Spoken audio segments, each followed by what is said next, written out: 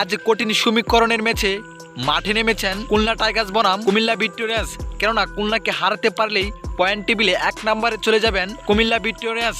অন্যদিকে আজ কুমিল্লাকে হারাতে পারলে পয়েন্ট টেবিলে 3 নম্বরে যাবেন খুলনা টাইগার্স। এমন সমীকরণে প্রথমেই খুলনা ব্যাটিংয়ে নেমেছিল।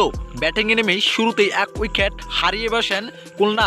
তবে 1 উইকেট হারিয়ে বসলে এখান থেকে ছোটোখাটো একটি পার্টনারশিপ করেছিলেন এনামুল হক বিজয় ও আফিফ হোসেন, কিন্তু তারা দুজনে মিলে দলকে বেশ ব্যাটিং বিপর্যয় ফেলেই আউট হয়ে টেবিলে এনে ফিরে যান। তবে এখান থেকে আরেকটি পার্টনারশিপ করেছিলেন মাহমুদুল হাসান জয় ও এবিন লুইস, কিন্তু মাহমুদুল হাসান 17তম ওভারে আউট হয়ে টেবিলে এনে ফিরে যান। তবে এখান থেকে অবিশ্বাস্য ব্যাটিং তাণ্ডব চালিয়েছিলেন এমিন লুইস। শেষ পর্যন্ত এমিন লুইসের ব্যাটিং তাণ্ডবে 150-এরও বেশি রান করেছেন এনামুল হক বিজয়ের খুলনা টাইগার্স।